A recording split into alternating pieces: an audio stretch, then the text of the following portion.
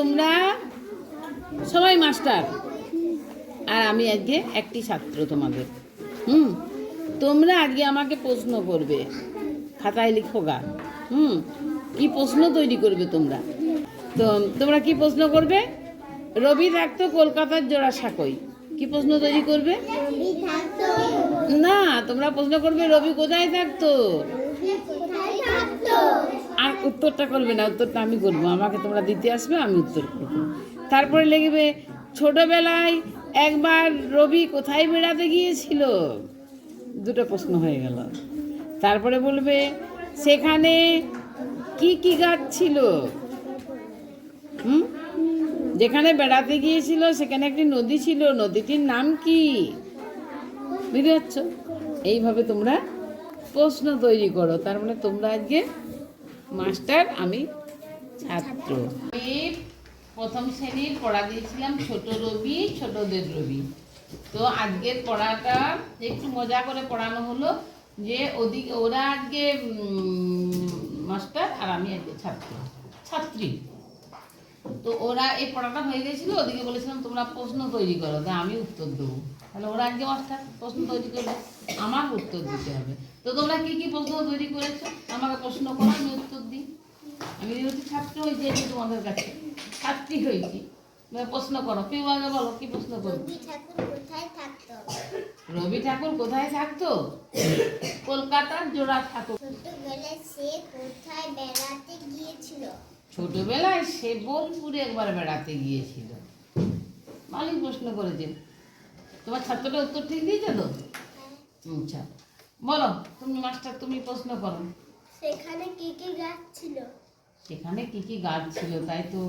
সেখানে তাল, শাল, আম, খেজুর, সোনাঝুরি, পলাশ, এইসব গাছ ছিল।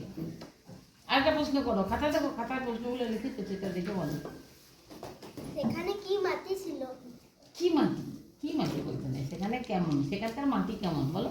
সেখানকার মাটি কেমন? সেখানকার মাটি লাল মাটি, কাকর নুড়ি মেশানো মাটি। বাহ, বলো প্রশ্ন করো মাস্টার মশাই, তুমি এবারে প্রশ্ন করো। রবি ঠাকুর বড় হয়ে কোথায় থাকতেন? কোথায় বেশি থাকতেন? রবি ঠাকুর বড় হয়ে বোলপুরে বেশি থাকতেন। আরেকটা প্রশ্ন করো আমাকে।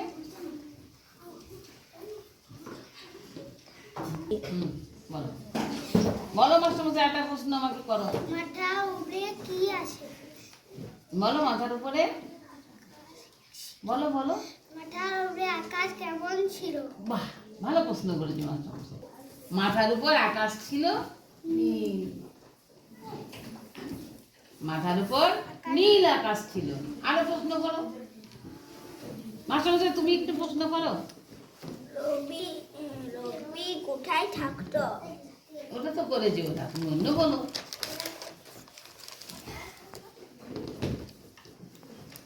নদীর নাম কি? হ্যাঁ, নদীর নাম কি? সেখানে নদীর নাম কি হচ্ছে কোপাই। আমাদের সহজ পাঠ বইটি কার লেখা? বাহ, এই মাস্টারমশাইটি খুব ভালো। আমাদের সহজ পাঠ বইটি রবীন্দ্রনাথ ঠাকুরের লেখা। আরো প্রশ্ন করো। এই যে দিদিমণিরা বলো, ওই দিদিমণি বলো। রবি ঠাকুর কি তৈরি করেছেন? রবি ঠাকুর বোলপুরে ছোটদের জন্য স্কুল তৈরি করেছিলেন।